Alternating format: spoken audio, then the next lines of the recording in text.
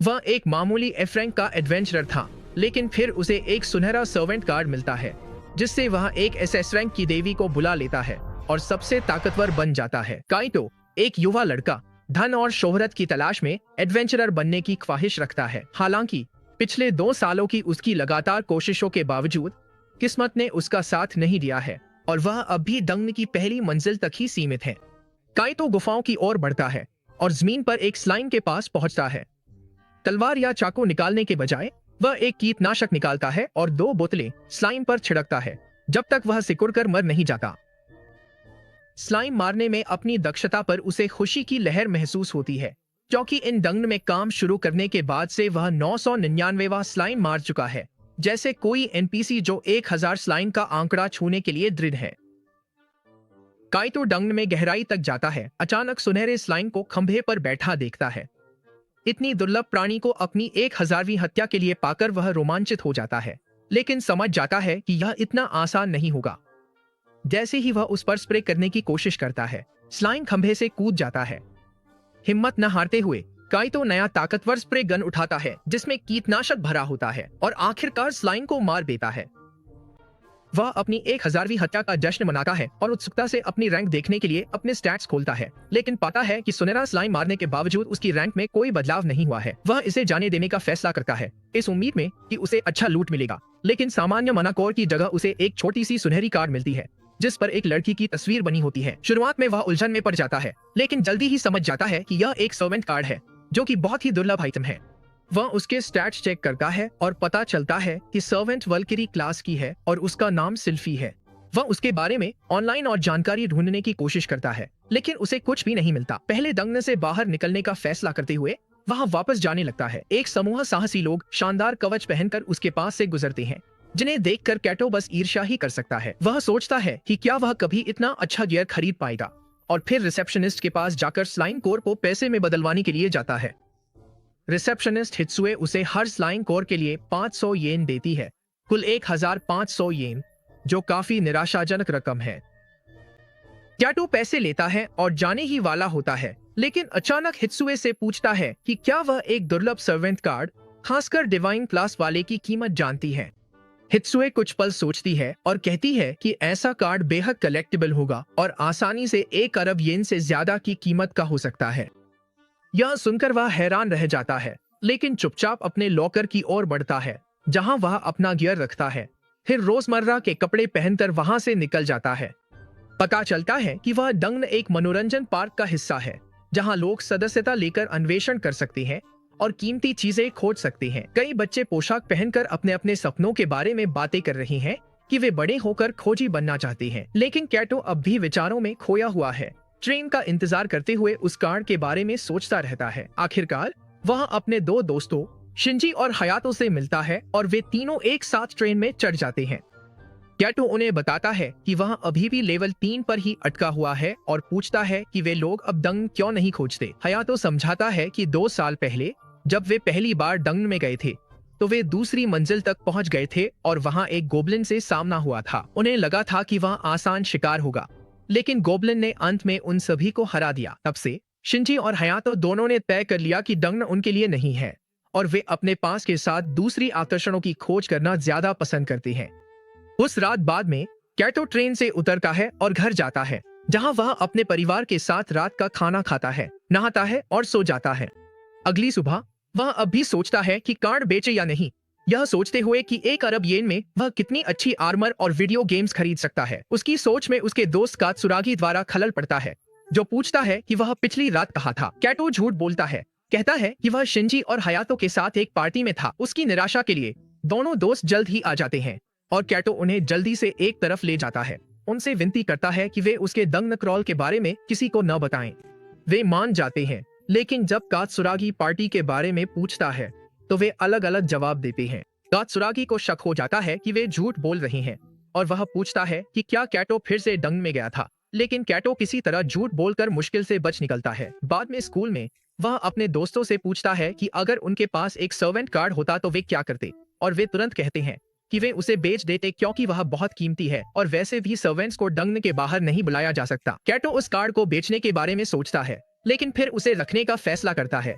यह ठानकर कि वह अब तक का सबसे ताकतवर एडवेंचरर बनेगा, वह कैमरे से हट जाता है और कार्ड निकालता है। साइफी वल्किरी को बुलाता है कि वह उसकी सेवा करे और उसकी आज्ञा माने।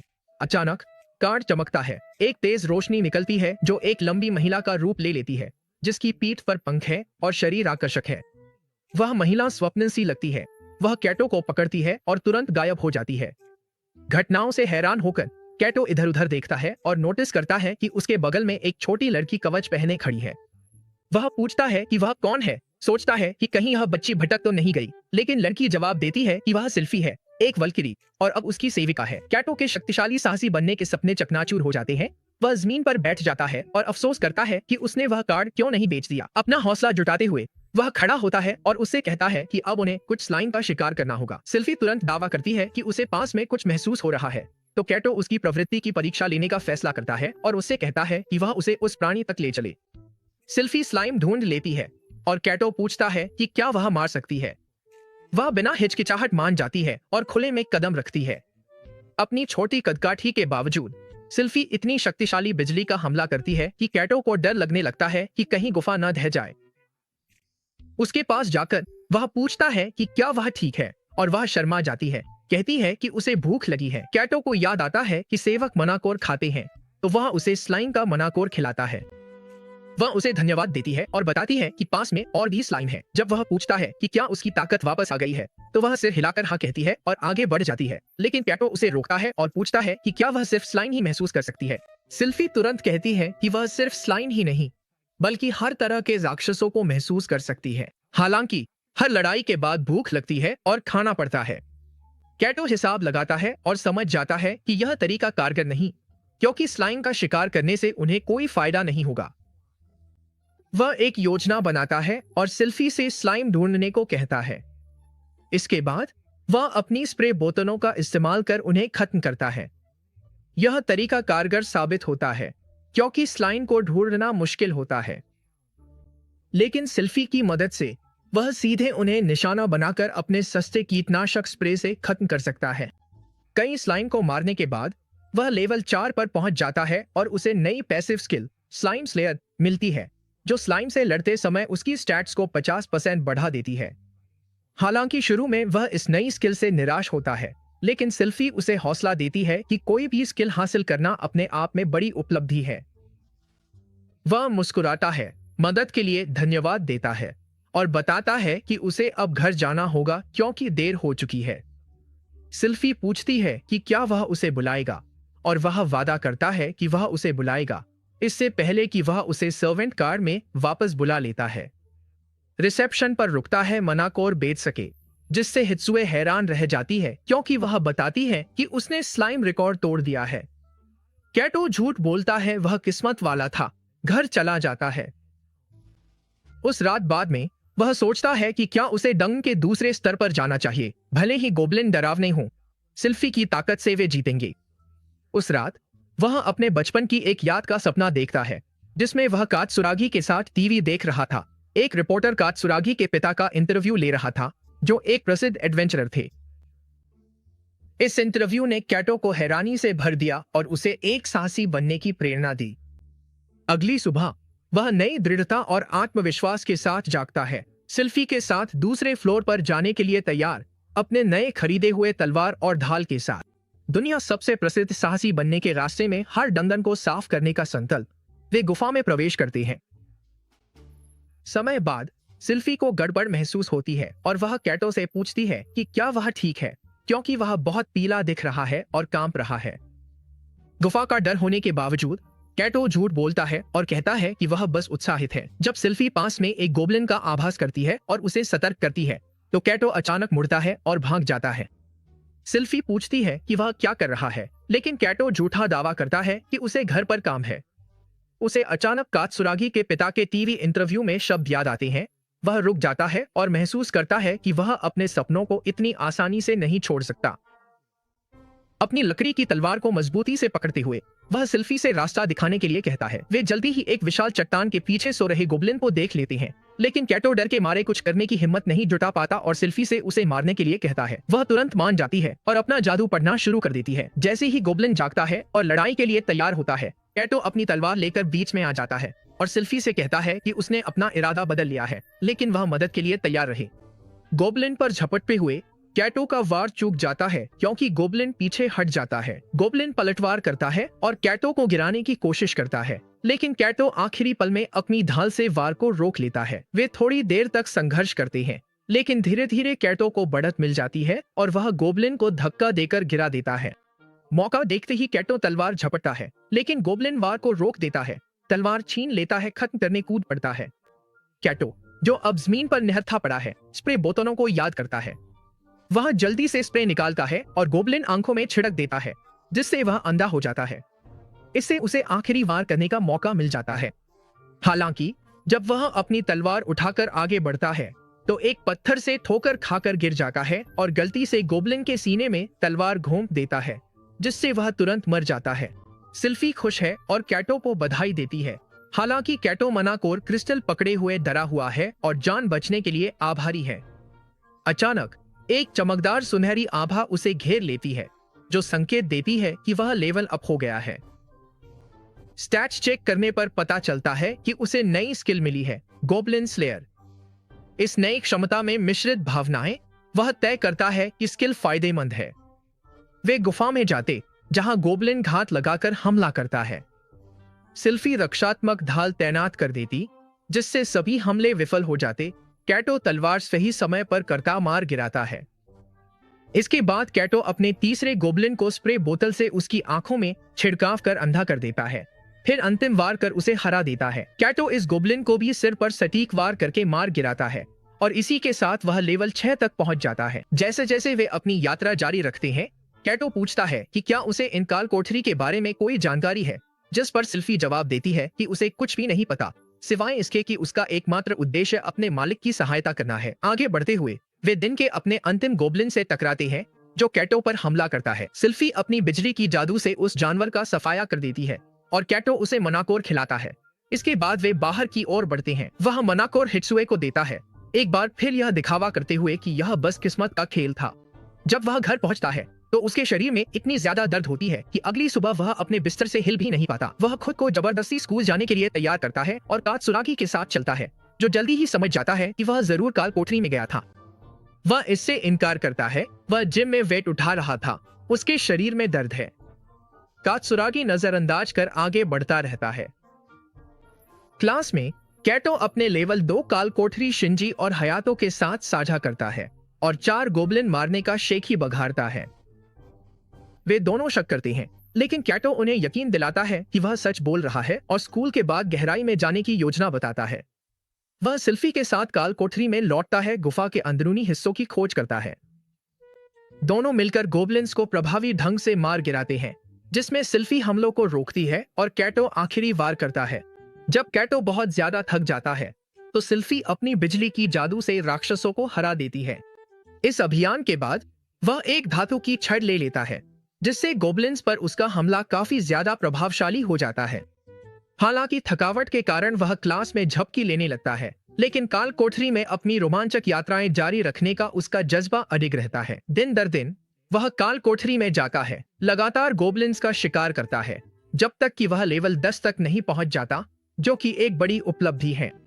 इस बार उसे एक खास कौशल मिलता है जिसे डिवाइन लव कहा जाता है, जो उसके आंकड़ों की वृद्धि को उस स्नेह की मात्रा के आधार पर बढ़ाता है जो उसे मिलता है। बहुत खुश होकर वह सिल्फी को अपनी कृतज्ञता और खुशी जताता है, उसकी शांत स्वभाव और साझेदारी की सराहना करता है, और सिल्फी भी इसका जवाब देती है, उनकी टीम वर्क का आनंद लेते हुए। इसके बाद अगला जीव जिससे वे टकराते हैं एक चमकता हुआ कंकाल है, जैसा उन्होंने पहले कभी नहीं देखा था। काइटो उसे सतर्क रहने की चेतावनी देता है और वह तुरंत अपना जादुई कवच बना लेती है। जैसे ही कंकाल उन पर हमला करने के लिए दौड़ते हैं, कंकाल कवच से टकराता है और उसे तोड़ने की कोशिश करता है। इसके सफल होने से पहले काइटो हमला करता है, लेकिन उसकी कोशिशें बेकार जाती हैं। उसके हथियार इस अनोखे दुश्मन के लिए कमजोर हैं। फिर वह सिल्फी से इसे संभालने कहता है। वह तुरंत जादू करती है, बिजली का तीर छोड़ती है जो कंकाल को नष्ट कर देता है। इस बार जो मनाकोर गिरता है वह चमकीला लाल रंग का होता है। जिज्ञासावश कि क्या यह कीमती हो सकता है, काइटो इसे सिल्फी को खिलाने का फैसला करता है, जो कहती है कि यह आमतौर पर मिलने वाले से ज्यादा स्वादिष्ट है। उसी दिन बाद में काइटो अपने दिन की लूट लेकर हित्सुए के पास जाता है और चमकते कंकाल से मिले मनाकोर के बारे में पूछता है। वह उसे बताती है कि यह दुर्लभ है और आसानी से 2 मिलियन येन में बिक सकता है। काइटो टूट जाता है कि वह अमीर हो सकता था, लेकिन सिल्फी ने उसकी दौलत खा ली। हित्सुए दिलासा देती है कि अगर उसे मिल गया है तो उसके पास और मिलने का मौका है। उस रात वह मौके के बारे में सोचता रहता है, लेकिन निष्कर्ष निकालता है कि लेवल बढ़ाना फायदेमंद था। वह तीसरी मंजिल पर जाने के बारे में सोचता है, यह जानते हुए कि वहां दुश्मन समूह में आते हैं और कहीं ज्यादा ताकतवर हैं। यह सोचकर अगले दिन वह सिल्फी से कहता है कि वह कुछ समय के लिए बस देखती रहे। सिल्फी को डर लगता है कि उसने कुछ गलत कर दिया है और वह माफी मांगती है, लेकिन काइटो समझाता है कि वह तीसरी मंजिल पर जाना चाहता है, लेकिन उसे डर है कि वह उसकी सुरक्षा के लिए उस पर बहुत ज्यादा निर्भर है। वह खुद अपनी ताकत से मजबूत बनना चाहता है। सिल्फी राहत महसूस करती है और उसे शुभकामनाएं देती है। अचानक एक गोब्लिन एक चट्टान के पीछे से निकल आता है। काइटो आत्मविश्वास से सिल्फी से कहता है कि देखे वह इसे कैसे संभालता है। हालांकि उसकी योजना बिगड़ जाती है और गंभीर चोटें आती हैं, जिससे हित्सुए से औषधियां खरीदनी पड़ती हैं और बचत खत्म हो जाती है। उस रात उसे एहसास होता है कि सिल्फी को बेहतर उपकरण दिलाने के लिए उसे बहुत सारे मनाकोर की जरूरत होगी। इसलिए वह पहले तल पर लौटने का फैसला करता है, यह ठानकर कि वह जितने ज्यादा स्लाइम मार सकेगा मारेगा, ताकि उसे कौशल स्तर और मनाकोर मिल सके। कई दिनों तक अकेले ही काल कोठरी में लगातार मेहनत करने के बाद काइटो आखिरकार इतने मनाकोर इकट्ठा कर लेता है कि वह आत्मविश्वास के साथ तीसरी मंजिल की ओर बढ़ सके। गुफा से निकलने से पहले सिल्फी घोषणा करती है कि उसे अजीब स्लाइम का आभास हो रहा है। उसकी प्रवृत्ति सही साबित होती है, क्योंकि काइटो पास में सिल्वर स्लाइम देखता है। वह तुरंत हरकत में आता है, अपनी स्प्रे गन स्लाइम की ओर तानता है, लेकिन स्लाइम तेजी से बच निकलता है। सौभाग्य से सिल्फी तैयार रहती है और अपनी बिजली के जादू से स्लाइम पर वार करती है, जिससे वह तुरंत मर जाता है। उनकी हैरानी की बात है, स्लाइम एक और सर्वेंट कार्ड गिरा देता है। बेहद किस्मत की बात है। काइटो कार्ड उठाता है और पता चलता है कि यह लुसेरिया नामक एक सेवक के लिए डेम रैंक कार्ड है। वह सिल्फी की ओर देखता है, जो कार्ड को देखकर साफ तौर पर परेशान नजर आती है। इसके बावजूद काइटो सिल्फी से सलाह लिए बिना अपनी ही इच्छा से चलता है और वहीं पर उसी समय डेमन सेवक को बुला लेता है। एक विशाल लाल ज्वाला उन्हें घेर लेती है। एक राक्षसी प्रकट होती है और अपनी पारदर्शी रूप में काइटो के आर पार निकल जाती है, वैसे ही जैसे सिल्फी के साथ हुआ था। वह नीचे देखता है और एक और लड़की को देखता है, जिसके पास चमगादड़ जैसे पंख और सींग हैं। यह महसूस करते हुए कि अब उसकी पार्टी अजय हो गई है, क्योंकि उसके साथ एक राक्षसी और एक देवी दोनों हैं। उसके भीतर आत्मविश्वास की लहर दौड़ जाती है। काले बालों वाली शैतान लड़की अपनी आंखें खोलती है और जोश के साथ खुद को वाइस्काउंट श्रेणी की शैतान लुसिलिया के रूप में परिचित कराती है। एक और बालिका समन के आगमन के साथ ही काइटो का अपनी पार्टी में आकर्षक सुंदर महिलाओं से भरी होने का सपना चकनाचूर हो जाता है। जब वह अभी भी निराशा में डूबा हुआ है, लुसिलिया पूछती है कि क्या वह उसका मालिक है। काइटो खड़ा होता है और पुष्टि करता है कि वह ही है। हालांकि लुसिलिया उसे बीच में ही टोक देती है और कहती है कि वह मालिक के रूप में अविश्वसनीय लगता है और यहाँ तक कि मूर्ख भी दिखता है। सिल्फी उसकी बातों से आहत होकर भी अब भी शर्मीली है। काइटो के पीछे छुपते हुए लुसिलिया को डांटने की कोशिश करती है। लुसिलिया मुस्कुराती है और समझाती है कि ज्यादातर शैतान इसी तरह बात करते हैं, इसलिए उन्हें बुरा नहीं मानना चाहिए। इसके बाद काइटो सिल्फी का परिचय लुसिलिया से कराता है। उसके कवच को देखकर लुसिलिया अनुमान लगाती है कि वह एक वल्किरी जैसी दिखती है। सिल्फी इसकी पुष्टि करती है और बताती है कि वह भी काइटो की सेविका है। लुसिलिया काइटो की ओर हाथ बढ़ाती है और कुछ खाने की मांग करती है, लेकिन काइटो इशारा करता है कि उसने अभी तक इसका हक नहीं कमाया है। सौभाग्य से सिल्फी को पास में एक स्लाइम का आभास होता है। जीव को देखते ही लुसिलिया बेपरवाही से आगे बढ़ती है, अपना भाला बुलाती है, स्लाइम की ओर तानती है, अपनी कला रूइनस हेलफायर से नष्ट कर देती है। धमाके से स्लाइम तुरंत मर जाता है। काइटो मनाकोर उठाता है, लुसिलिया को देता है, खा लेती है, मांगती है। काइटो तुरंत मना कर देता है, जिस पर लुसिलिया टिप्पणी करती है कि उनका मालिक कंजूस है।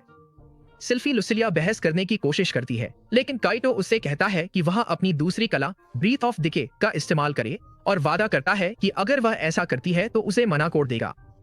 जब वे अगला राक्षस गोब्लिन से टकराते हैं, लुसिलिया अपना जादू चलाती है। लाल चमकदार जादू गोब्लिन को घेर लेता है। गोब्लिन पिघलकर विभत्स गाढ़े पदार्थ में बदलने लगता है, जिससे काइटो सिल्फी डर जाती हैं। आखिरकार वह गाढ़ा पदार्थ मनाकोर में बदल जाता है। काइटो एक बार फिर उसे लुसिलिया के मुंह में डाल देता है। लुसिलिया का चेहरा खिल उठता है और वह काइटो से कहती है कि इस बार इसका स्वाद पिछली बार से बेहतर था। इसका मतलब यह हुआ कि जितना मजबूत राक्षस होगा उसका कोर उतना ही स्वादिष्ट होगा। इसलिए वह डंग में और गहराई तक जाना चाहती है। वह भागने ही वाली थी कि काइटो ने उसे रोक लिया। काइटो समझाता है कि जैसे ही वे डंग की तीसरी मंजिल पर पहुंचेंगे, वह राक्षस समूहों में दिखाई देने लगेंगे। उनसे लड़ने से पहले काइटो को पहले नए हथियार और अन्य सामान चाहिए होंगे, इसलिए उन्हें आज नहीं बल्कि कल और गहराई में जाना चाहिए। अगले दिन काइटो और लड़कियां एक स्तर और नीचे उतरकर तीसरी मंजिल पर पहुंचते हैं। उन्होंने खुद को तैयार करने के लिए एक नया हथियार, एक क्रॉसबो भी खरीदा। सिल्फी उसके नए हथियार की तारीफ करती है, जिससे काइटो गर्व से मुस्कुराता है और यहाँ तक कि क्रॉसबो के महंगे होने का भी घमंड करता है। हालांकि लुसिलिया टिप्पणी करती है कि सिर्फ महंगा होने से कोई चीज बेहतर नहीं हो जाती। वे अपनी खोज जारी रखते हैं और सबसे पहले जिन राक्षसों से उनका सामना होता है वे दो भेड़िया जैसे राक्षस हैं, जिन्हें हेलहाउंड कहा जाता है। काइटो तय करता है कि लड़ाई शुरू होने से पहले ही एक को जल्दी से खत्म कर दे। वह अपनी क्रॉसबो से तीर चलाता है, लेकिन तीर पूरी तरह से हेलहाउंड को चूक जाता है। दोनों राक्षस काइटो की ओर दौड़ पड़ते हैं, जो अपनी क्रॉसबो को फिर से लोड करने में व्यस्त है। हालांकि वह बहुत धीमा था और कुत्ते उस पर झपट पड़े। सिल्फी की वजह से काइटो के सामने तुरंत एक शानदार सुनहरा कवच उगाया। लुसिलिया अपना भाला बुलाती है और हेलहाउंड्स के संभलने से पहले ही वह उन पर अपना विनाश का भाला चला देती है। लड़ाई के बाद काइटो खुशी खुशी लुसिलिया को एक मनाकोर उपहार में देता है। हालांकि वह जल्दी से कोर निगल जाती है और एक और मांगती है। वह बताती है कि चूंकि उन्होंने दो राक्षसों को हराया है, इसलिए वह भी दो कोर चाहती है। काइटो तर्क करता है कि अगर वह ऐसा करेगा तो उसके पास कोई कोर बचेंगे ही नहीं, इसलिए वह वादा करता है कि जब वे कुछ और राक्षसों को हरा देंगे तब वह उसे अतिरिक्त कोर देगा। उनके अगले विरोधी दो जंगली सुअर थे, जो अपने दांतों को ताने हुए उन पर दौड़ते हुए आ रहे थे। काइटो ने लुसिलिया को हमला करने का आदेश दिया और उसने एक और आग का विस्फोट छोड़ दिया। हालांकि एक सुअर आग की लपटों को पार कर उनके पास आ गया। लुसिलिया चिढ़कर फिर से हमला करने ही वाली थी कि काइटो आगे बढ़ गया। उसने सावधानी से अपनी क्रॉसबो का निशाना साधा और चलाया, जिससे तीर सीधे सुअर की आंख में लगा। इसके बावजूद सुअर गिरा नहीं। वह गुस्से में दहाड़ा और फिर से दौड़ पड़ा। काइटो घबरा गया। सिल्फी दौड़ी, बिजली छोड़ने की तैयारी में। काइटो ने किसी तरह फिर से अपनी क्रॉसबो चलाई और आखिरकार सुअर को मार गिराया। सिल्फी ने काइटो की सफलता की तारीफ की, जबकि लुसिलिया ने टिप्पणी की कि डर के मारे काइटो के घुटने जवाब दे गए थे। फिर भी काइटो बस इस बात से खुश था कि वह फिर से लेवल अप हो गया है और अब लेवल 11 पर पहुंच गया है। सिल्फी ने ताली बजाई और उसे बधाई दी, जबकि लुसिलिया ने एक और मनाकोर मांगा। डंग की खोज के बाद काइटो घर लौटते समय एस्केलेटर पर था। आज उसने ज्यादा कमाई नहीं की थी, क्योंकि लुसिलिया बार बार और कोर मांगती रही। फिर उसने पास में कुछ लड़कियों के एक समूह को छठी मंजिल पर अपने रोमांच के बारे में चर्चा करते हुए देखा, जिससे काइटो को भी लगा कि शायद उसे भी एक पार्टी की जरूरत है। फिर उसके दोस्त भी आ गए और पूछा कि क्या उसने अपनी अगली स्कूल चुनी है। काइटो ने स्वीकार किया कि उसने अभी तक नहीं चुना है। कात्सुरागी ने बातचीत में हिस्सा लिया और काइटो से उसकी योजनाओं के बारे में पूछा। काइटो खुद क्या कहे यह न जानकर उल्टा कात्सुरागी से उसके योजनाओं के बारे में पूछ बैठा। कात्सुरागी ने बताया कि वह ओका अकादमी में दाखिला लेने का लक्ष्य बना रही है, जिससे काइटो ने भी कह दिया कि उनका लक्ष्य भी वही है। अपनी अगली खोज में लुसिलिया ने एक बार फिर अपनी स्किल का इस्तेमाल कर दुश्मनों को हराया और काइटो ने उसे मनाकोर देकर इनाम दिया। सिल्फी ने भी अपनी खुद की स्किल्स का इस्तेमाल किया और काइटो ने उन्हें भी इनाम के तौर पर कोर खिलाए। फिर काइटो ने देखा कि जब भी वह लुसिलिया को कोर खिलाता, सिल्फी बार बार उसकी ओर देखती रहती थी। जब उसने सिल्फी से इसके बारे में पूछने की कोशिश की तो सिल्फी ने सवाल को टाल दिया और बस उन्हें और दुश्मनों की ओर ले गई। बाद में घर पर काइटो सोचने लगा कि क्या सिल्फी उससे बच रही है। हालांकि उसे इसका जवाब मां के टीवी शो में मिल गया। शो में एक लड़की थी जो अपने भाई से जलती थी। काइटो को एहसास हुआ कि भविष्य में उसकी दोनों सेविकाएं गलतफहमियां सुलझा लेंगी। उनकी स्किल्स काइटो के साथ साथ डंग को तबाह कर देंगी। काइटो को अंदाजा नहीं कि अगली सुबह उस पर आने वाली तबाही को कैसे रोका जाए। स्कूल जाते समय कात्सुरागी काइटो से मिलती है और हंसते हुए गुड मॉर्निंग कहती है। वह उसकी आंखों के नीचे काले घेरे देखती है और काइटो बताता है कि वह पूरी रात सो नहीं पाया। काइटो किसी परेशानी से जूझ रहा है। काइटो अपने डंग सेवक वाली समस्या नहीं बता सकता, इसलिए वह आधा सच बोलता है कि उसके एक दोस्त ने दो लड़कियों से दोस्ती कर ली है, जिनकी शख्सियतें बिल्कुल विपरीत हैं और जो एक दूसरे को बिल्कुल पसंद नहीं करती। इसी वजह से काइटो परेशान है कि अपने दोस्त को इस मुश्किल हालात से कैसे निकाले। वह पूछती है कि क्या लड़कियां सच में एक दूसरे से नफरत करती हैं, और जब काइटो इसकी पुष्टि नहीं कर पाता तो वह सलाह देती है कि अपने दोस्त से कहे कि वह लड़कियों से उनके जज्बात पूछे और क्या वे सच में एक दूसरे से असहज महसूस करती हैं। उसकी सलाह मानते हुए काइतो वापस डंग न जाता है और सिल्फी को अकेले में बातचीत के लिए बुलाता है। लुसिलिया को इसमें शामिल नहीं करता। वह सिल्फी से पूछता है कि वह लुसिलिया को पार्टी सदस्य के तौर पर कैसे देखती है, जहां काइटो को लगता है कि सिल्फी को लुसिलिया पसंद नहीं है। सिल्फी स्पष्ट करती है कि शुरू में वह लुसिलिया से डरती थी क्योंकि वह एक राक्षस है, लेकिन काम करने के दौरान लुसिलिया बुरी नहीं है। इसके बावजूद काइतो को शक है कि सिल्फी के मन में लुसिलिया को लेकर कुछ अनसुलझे मुद्दे हैं और वह उसे ईमानदार रहने के लिए कहता है, सच्चाई की अहमियत पर जोर देते हुए। तब सिल्फी बताती है कि असल में उसकी समस्या लुसिलिया से नहीं बल्कि खुद काइतो से है। वह उस पर हाल ही में लुसिलिया का पक्ष लेने का आरोप लगाती है, यह बताते हुए कि वह केवल लड़ाइयों में लुसिलिया की शक्तियों का इस्तेमाल करता है और उसे दोगुने मना कोड देता है। सिल्फी समान व्यवहार की इच्छा जताती है और काइतो से कहती है कि वह उसके साथ भी एक दयालु और प्यार करने वाला मालिक बने। काइतो सिल्फी से वादा करता है कि अब से वह उसे भी उतने ही मना कोड देगा जितने लुसिलिया को देता है और उससे ज्यादा बात भी करेगा। सब कुछ सुलझ जाने के बाद काइतो लुसिलिया को बुलाता है और उसे भी सिल्फी के बराबर मनाकोर खिलाता है। इस बार वह सिल्फी की तारीफ करता है कि उसने सही समय पर अपने अटैकिंग मूव्स का इस्तेमाल किया और उसका धन्यवाद करता है कि वह भरोसेमंद है। अब जब सिल्फी खुश है, लुसिलिया का मूड बिगड़ जाता है क्योंकि वह जलन से ग्रसित हो जाती है। वह सिल्फी से ईर्ष्या करने लगती है और काइतो पर आरोप लगाती है कि उसने कभी उसकी तारीफ नहीं की। लुसिलिया का मूड ठीक करने के लिए काइतो उसकी भी तारीफ करता है और इस मामले को सुलझा देता है। वे दोनों मिलकर एक दंगन बोर्ड का शिकार करते हैं और सिल्फी आखिरी वार करती है, जिससे उसके स्टैट्स में इतना अनुभव जुड़ जाता है कि वह लेवल 2 पर पहुंच जाती है। लेवल अप होते ही सिल्फी के कुल स्टैट्स बढ़ जाते हैं, जिससे काइतो और लुसिलिया दोनों को उस पर गर्व होता है। दोनों सिल्फी को लेवल अप होने की बधाई देते हैं, जिससे सिल्फी अच्छा महसूस करती है। अब जब टीम के बीच आपसी समझ बन गई है, वे आगे बढ़ते हैं और हेलहाउंड्स का पता लगाते हैं। सिल्फी दिखाती है कि लेवल अप होने के बाद वह कितनी मजबूत हो गई है और अकेले ही सभी हेलहाउंड्स को हरा देती है। उसके डिफेंसिव स्पेस बेहतर हो जाते हैं, जिससे उसकी बैरियर वॉल मजबूत हो जाती है। जब वह मॉन्स्टर दीवार भेदने की कोशिश करता है तो काइतो आगे बढ़ता है और अपनी क्रॉसबो से उसे मार गिराता है। शिकार सत्र के बाद काइतो सिल्फी को मनाकोर खिलाता है, लेकिन वह भूखी रहती है और मांगती है। क्योंकि वह उसे मना कर देता है, काइतो के पास खुद के लिए जितने होते हैं उससे कम रह जाते हैं। जब उसका व्यापार कम लाभदायक हो जाता है तो वह लुसिलिया और सिल्फी की मदद के बिना स्लाइम्स का शिकार करने लौटता है। फिर भी वह उन्हें बुला लेता है अगर उसे कोई परेशानी होती है और हमेशा जरूरत पड़ने पर साथ देने के लिए उनका धन्यवाद करता है। जब वह मनाकोर रिसेप्शनिस्ट को देने लगता है तो वह बदलाव देखती है, क्योंकि पहले वह तीसरी मंजिल से लूट के सामान लाया करता था। वह काइतो को चौथी मंजिल का पता लगाने का सुझाव देती है, लेकिन अच्छे उपकरणों की कमी के कारण वह ऑनलाइन एक उपयुक्त कवच सेट खोजता है और एक ऐसा खरीदने का फैसला करता है जो स्पैंडेक्स सूट जैसा दिखता है। हालांकि वह बहुत महंगा है, इसलिए वह फिर से पहली मंजिल पर और मनाकोर इकट्ठा करने के लिए लौट जाता है। सुविधाजनक रूप से उसे फिर से एक दुर्लभ नीला स्लाइम मिलता है, जिससे वह सोचता है क्या उसे अपने हरम में एक और लोली मिलेगी। लूट ड्रॉप पाने को उत्साहित काइतो लुसिलिया और सिल्फी को बुलाता है। दोनों एक साथ हमला करती हैं, अपनी दिव्य और अग्नि शक्तियों को मिलाकर, जिससे काइतो के चेहरे पर मुस्कान आ जाती है। दुर्भाग्यवश वह मुस्कान जल्दी ही फीकी पड़ जाती है, क्योंकि नीला स्लाइम केवल एक जादुई गोला छोड़ता है। फिर काइतो को याद आता है कि वह उस जादुई गोले का इस्तेमाल करके जादूगर बन सकता है और वह उसे जमीन पर पटक देता है, जिससे उसे वाटर बॉल नामक एक जादुई मंत्र सीखने को मिलता है। अब उसके पास लेवल 5 क्वार्टल जैसी बुनियादी शक्तियां हैं। काइतो अपने वाटर बॉल से हेलहाउंड पर हमला करता है, लेकिन इससे कोई नुकसान नहीं होता। साधारण पानी से हेलहाउंड के चेहरे पर छींटे पड़ जाते हैं।